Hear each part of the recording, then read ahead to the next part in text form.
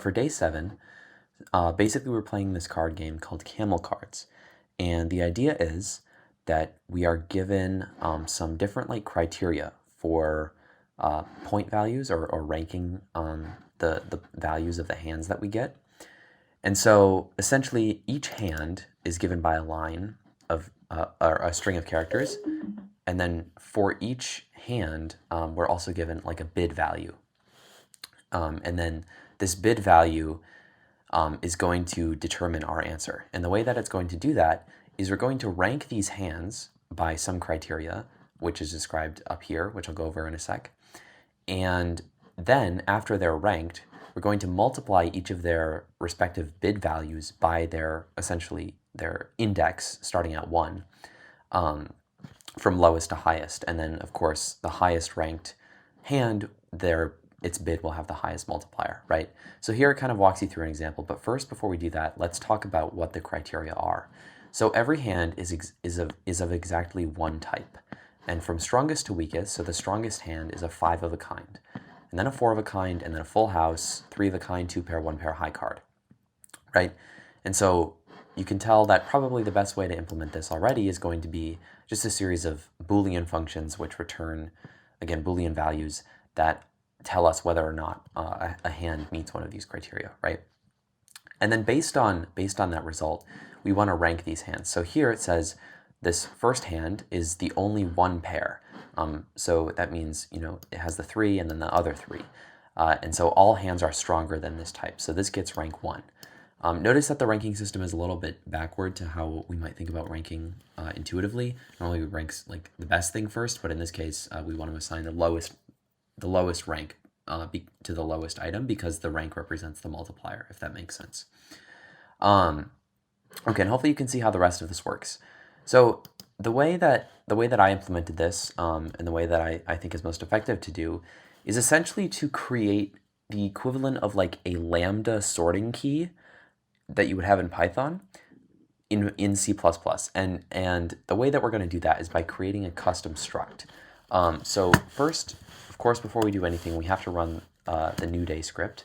And then we can head over into that directory, open it up, and look at what our boilerplate code is. And then also, while we're getting everything set up, let me grab the test cases. So we want to define essentially a hand to have two fields, right? And the first field is going to be the hand itself, and then the second field is going to be its bid.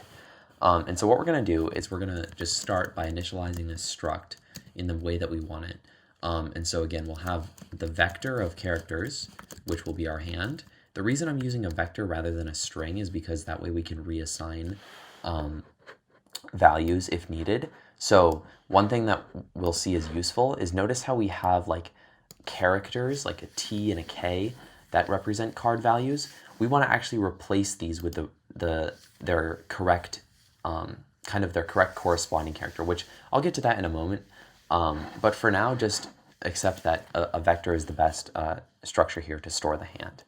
And then we also, of course, want the bid value, but not bad, bid value. Wonderful. And then we can define our constructor. So we'll accept a bid and then a hand, which is again a vector of characters. And then we'll just perform the construction operation. So just like this.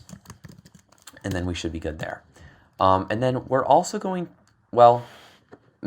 actually, no. So right now, the reason that we're defining a hand character or a hand struct is, like I said, we want to basically emulate a lambda sorting key from Python, right? And if you're not familiar with Python, I'm sorry, but essentially it's you can sort sort a iterable, but from a custom by applying a custom function. And so that's what we're trying to do here. So what we're going to do is we're going to actually perform overloading.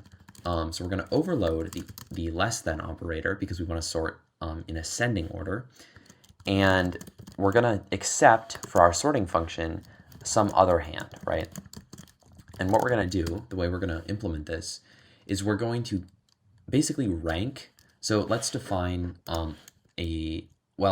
let's let's assume there's a function defined already called rank hand. So we're going to get our current hand rank, which again, this function won't be defined yet because we have to still implement it.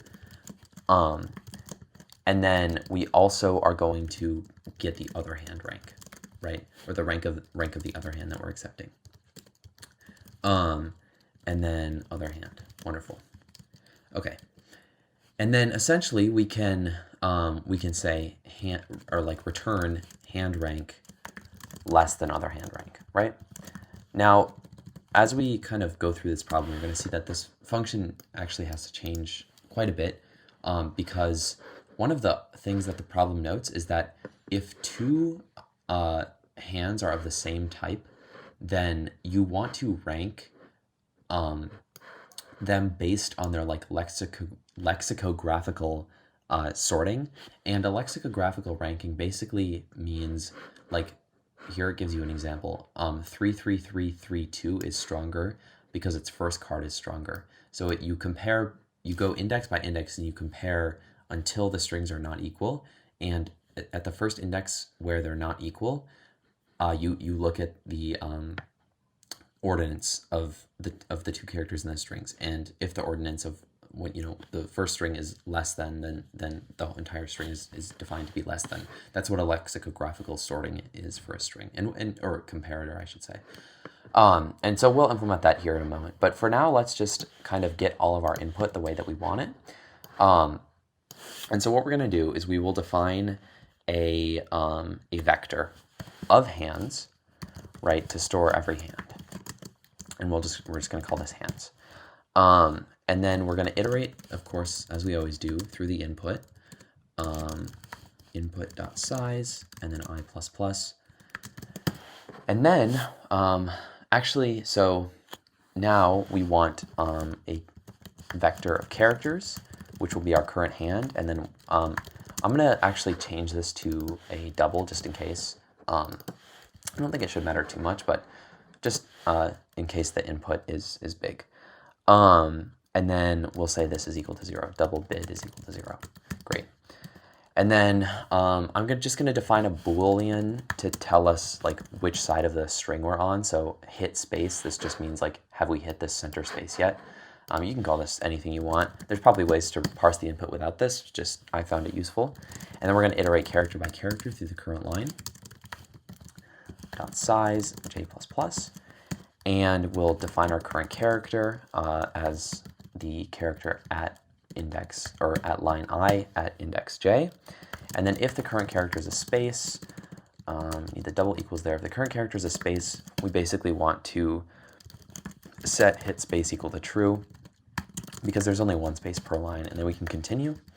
Else, so if we haven't hit the space yet and we encounter a digit, what we need to do is just append the digit as a character to hand.pushback of cur to the hand vector.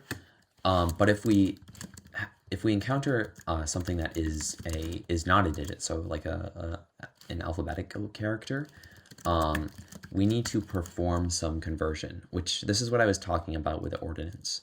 So the way that computers kind of work with strings is by assigning them some ASCII value. That's ASCII. And what we want to do is basically convert. So for instance, T ranked lexicographically may be less than or greater than 2. But the problem tells us strictly that T is greater than 2, right? And so we want to make sure that we're not comparing the default ASCII value of this character. We want to make sure we're assigning it, basically assigning it to a character, like a different character, based off of where we want to rank it according to this ranking. So I'm actually going to grab this and just put it in a comment for us up here. And so what we'll do is we'll define basically a map to map from character to character. And we'll just call get this replacement character. And then I'm just going to define another vector of characters. This will be a static vector that contains So we'll have the ace, the king, the queen, the jack, and the 10, right? And then basically we'll iterate, I'll just say character ch of characters. We want to say get replacement, well, actually, no, we want the index. Sorry about that. So for int I equals 0, I is less than characters dot size I plus plus. We want to say get replace char of the character at index I is equal, and then we're going to cast this whole thing to, or I'll write the expression first. So we're going to take 9 and add chars.size minus 1 to it. So what this is going to do is this is going to say, okay, so let's say we're looking at the ace. We're going to add 9, or sorry, not minus 1, minus I. We're going to take the ASCII value of 9 and we're going to add 1 to it. So now we're looking at the ASCII value for the character, excuse me, we're going to add 5 to it. So now we're looking at the ASCII value for the character 5 characters after 9 in the lexicographical ranking or ordering system.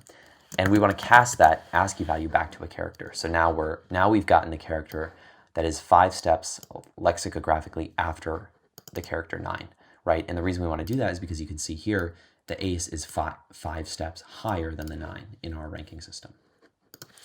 Wonderful. So now if we do encounter this, rather than pushing back just the current value by itself, we can map it according to what we need it to be by calling or getting its value in our new map. And then finally, I'm just going to copy this one more time.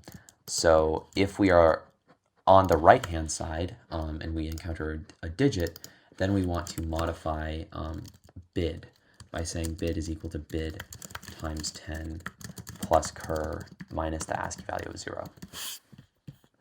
Great. And then once we've iterated through a line, we want to initialize a new hand, right? So hand, new hand is equal to hand. Bid and hand. And then we want to hands.pushback our new hand. Great. And this would be a good place to, like, well, you know, I suppose you have to fix, I think are we missing a, yeah, we are. Let's see. Okay, so let me just make sure that, we want to do this after that for loop. Okay, great. There's this brace that's misindented. Okay, and then this should be indented one more. And this as well. Okay, great. Sorry about that. The indentation does not matter in C++, but it just, it's a little bit easier for me to see coming from Python. Great. Okay. And then what else is the error here? Internal. Okay. Well, hopefully that goes away soon. All right. So the next thing, wait, are we missing? No, we're not. Okay. The next thing is going to be to define our ranking function. So do you remember up here we had rank hand, but we never actually defined rank hand. So let's say, so the way that I think we should implement this is we should basically have a function that returns a pair, and a pair is basically a tuple of 2 elements. And the first element will be an integer representing like some arbitrary value that we're using to rank our hand, which I'll explain in a sec. And then also we want to return the hand itself, and I'll show you why. And then we want to basically say, well, actually we don't need the hand itself. We can just return the value. So what we'll do is we'll say int rank hand of vector of characters called hand. Oh, okay, that was the error, I suppose. We're going to say, so it tells us here 5 of a kind, 4 of a kind, full house, 3 of a kind, 2 pair, 1 pair, high card. So what we'll end up doing is defining, what is this, 6 functions to basically test a hand for each of these. And we want to check in order of highest to lowest rank. So I'm going to say if 5 of hand, and 5 is a function that we have not defined yet, we'll return 7. And then, so 7 is an arbitrary value, and the only reason I'm using 7 is because Oh, I guess there's actually 6. So there's 1, 2, 3. No, yeah, there are 7. So there's 7 like different types of hand that a given hand could be, and that's why I'm using 7. So we'll assign a high card a value of 1, a 1 pair a value of 2, and all the way up to a 7, and that will allow us to rank these. And so I'll do else if.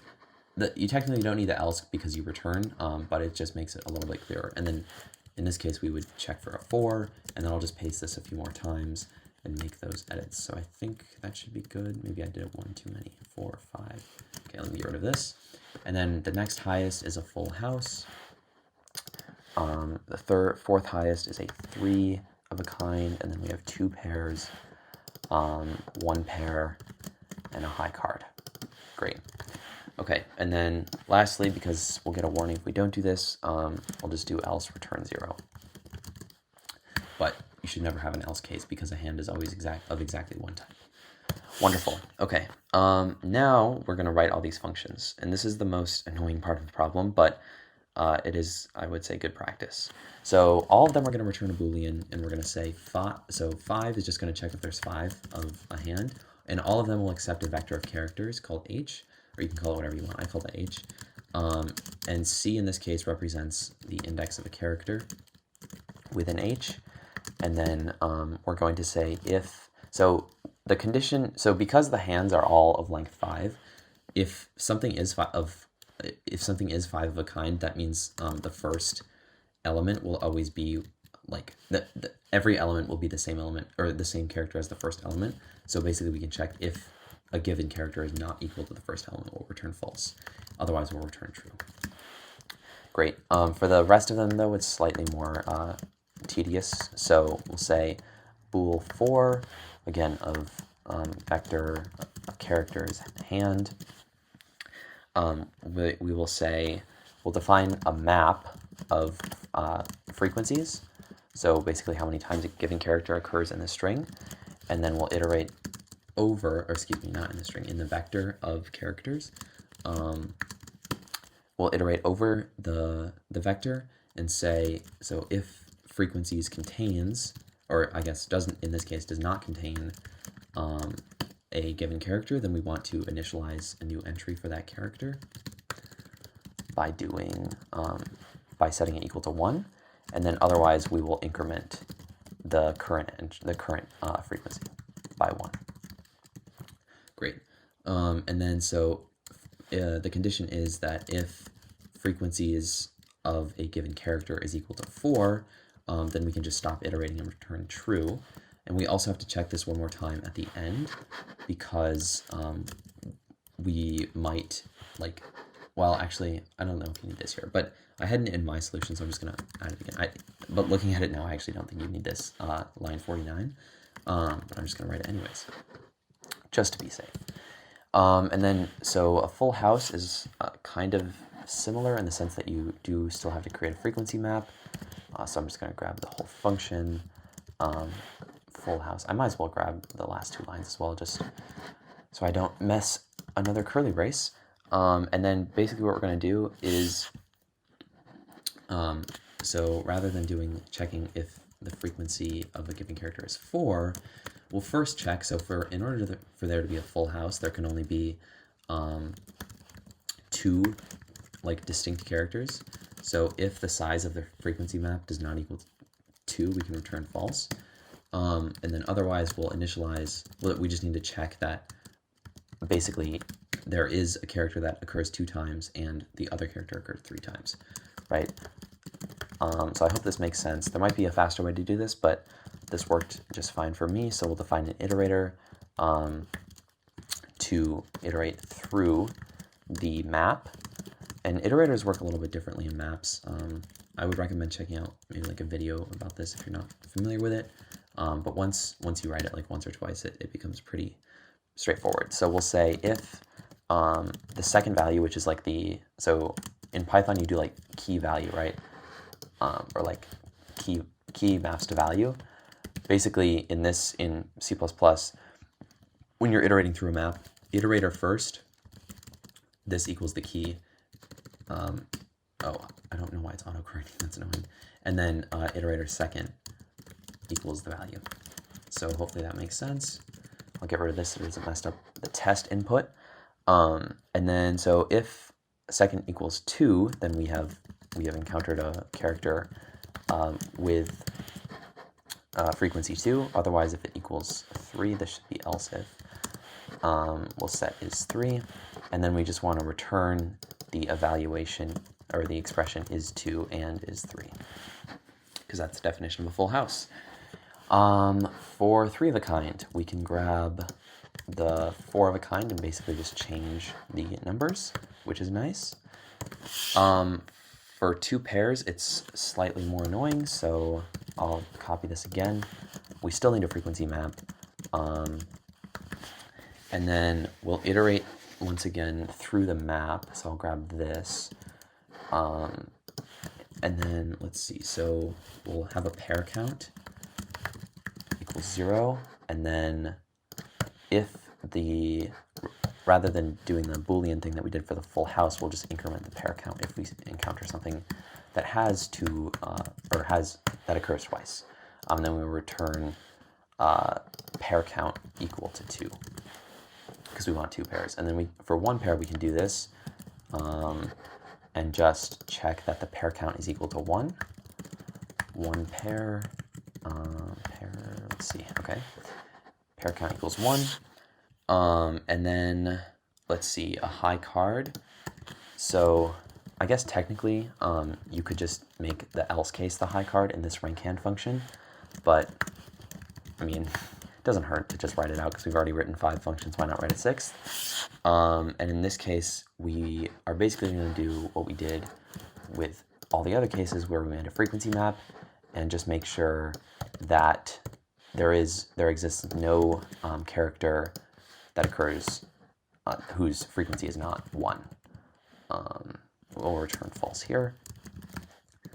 And we can break it or get out of the for loop, and then otherwise we'll return true. Okay, so now that we've done all that, we should be able to write now or modify our sorting function. So remember how I mentioned that we have that like lexicographical kind of like, so we have 2 layers of sorting. The first is like this ranking, and then we have like the lexicographical ranking. And so we also, because we're working here with like a struct, we can't just say, we can't just call, well, so when we call rank hand, we have to pass in a vector of characters, so we can't pass in the entire hand structure. And because other hand is of type hand, we have to grab the hand field from it. And then so what we'll say, or what we'll do is we'll say, basically if the hand ranks are not equal to each other, then we can just return hand rank less than other hand rank. But if they are, then we need to basically check, we need to manually do the lexicographical sorting. I don't know if C++, like if you can compare, well, you can probably do it with strings, but we're working with vectors of characters, so I don't think you can apply the less than operator to vectors of characters, but I could be wrong. I mean, you very well might be able to. I just didn't do that in this case. Instead, I iterated through and checked character by character. But I should look into that because that would actually be very useful. So if they're equal to each other, we'll just skip over it because we don't care about those cases. Otherwise, when we encounter the first non-equal character, we will just return the comparison of those characters. Great. And then otherwise, well, there will never be an else case, but you need it just to be sure. You can just return false there. And this should be all we need for the sorting function. Let's see. So this is still giving me an error. I'm not too sure. I might be forgetting a semicolon somewhere, but I'll kind of go through it and make sure everything's all right. I should also make the answer a double just in case we need that. Should be all good though otherwise. And then, so let's see. I'm just kind of going through making sure we have everything. All right. So yes, we push that onto the hands vector. Let me make sure we actually have a hands vector. Yes, wonderful. Okay. And then we want to sort the hand vector, so we can just use the std sort function or the standard library sort function. I should not say std to avoid confusion. And then basically what we want to do is iterate through all of the hands in their sorted arrangement, and then grab their bid values. So we'll define our current hand to be the hand at I, hands I, not hand I, and then we will say ants plus equals cur.bid times I plus 1, because of course I is 0 indexed, but we are not working with a 0 indexed ranking system here. Okay, let's see, this is still giving me an error. I'm just gonna see, oh, did I not include string or something? Interesting. Okay, should be in the boilerplate code. No, it's literally right there. Okay, yeah, I don't know why that is doing that. Let's see. Let me just check. By the way, I'm using a cursor as my ID. It's literally just like VS Code. As you can see, it's a fork of the repository. It's actually quite nice. What is this wrong? Okay, quite vague and doesn't specify information. You should check at the beginning of your main function to ensure. Interesting. Okay, so what is this mad about?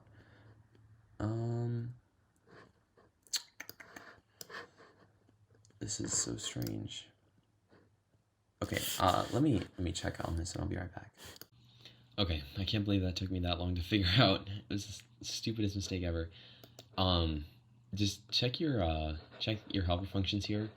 When I was typing this out, apparently I didn't include c is less than h.size. I just wrote h.size, which obviously like doesn't do anything. So yeah, just make sure you know how to write for loops.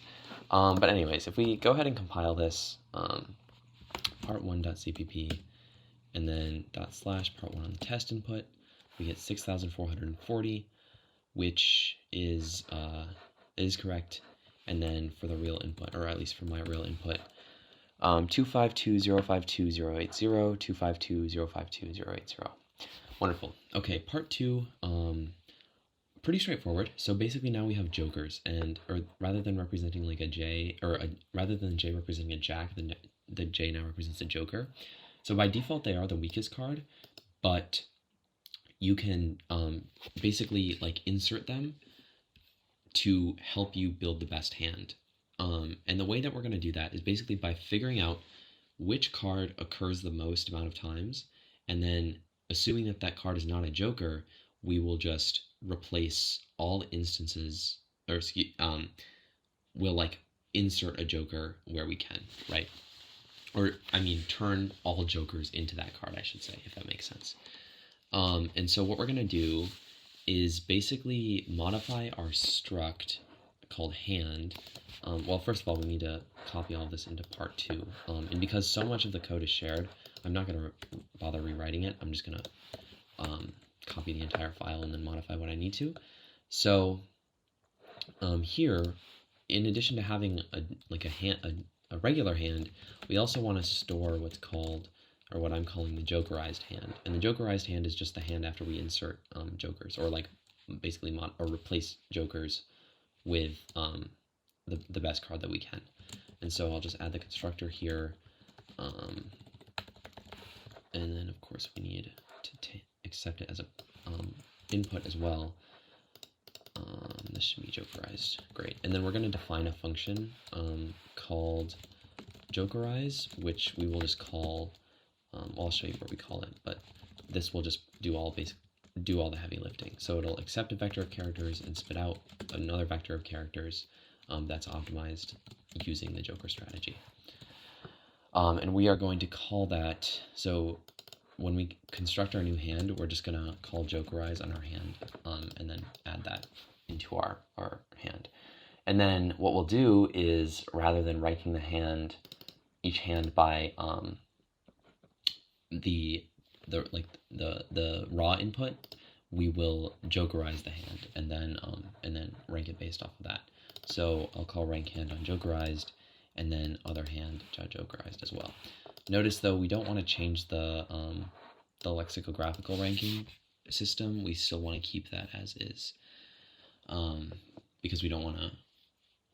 The lexicographical operation should be done based on like the original hand. And then so one of the final things we need to change is that, or before we write our jokerize function, is so when we do this character replacement for the textual or for the alphabetical characters, we need to make sure that the joker goes like behind everything else. So if char's I does not equal j, we'll just do the same thing that we were doing before. But otherwise, we want to do something slightly different, and we'll just set it equal to the character 1, because the character 1 is exactly one step smaller than the character 2, which is, pretty self-explanatory. And so yeah, that looks good. Notice this is a static array, so we could, or a static map, so we could have just like hard-coded that, but I'm just adding it into the for loop. It's a little bit easier. Great, okay. Everything else in here should be good. Now all that's left to do is just write that jokerize function. So let me find, here we go. This is where I started writing it. And essentially what we're going to do is start by just counting the frequency of every character to find which one occurs the most amount of times. And so we'll initialize the map. And of course the frequency map here, the goal of it isn't only to find the maximum, or the character that occurs most frequently. If we want to do that, we could just not use a map. We'll have to refer to this later in the function. So that's why we're initializing it here. And we're just going to use kind of the same logic we used in those helper functions. So if a character already exists within the frequency map, we will just increment its value. Otherwise, we will start a new entry. Freaks of hand I is equal to 1. If I can type. Okay, is equal to 1. Wonderful. What is this not like? That should, int I. We need the int I equals 0. Okay, great. No, don't need you. Okay. All right, I feel like I'm talking quietly, so I will be a little bit louder. All right, we're also going to, so now we're going to look for what character we want to, or what character the joker should become for the optimal, to optimize the hand. So we'll initialize or declare the target character value in variable, and then initialize the current maximum frequency. I guess I should call this current maximum frequency, to figure out which character occurs the most amount of times. So again, we'll iterate through the map. Actually, let me just grab this so I don't have to type as much. Okay, great. And then in here, we will check if the frequency of the current character we're looking at is greater than the current maximum frequency. Then we will just set the target character equal to the current character, and we will set the current maximum frequency. I don't know why it's called current maximum frequency. It probably should just be called current frequency, or maximum frequency. We'll set it equal to the current frequency. Wonderful. Okay, so now that we have our target character, we can say so we'll iterate through the map again, and we want to check that basically our target character is not a joker. So if we're not looking at the joker, then we want to say, okay, if the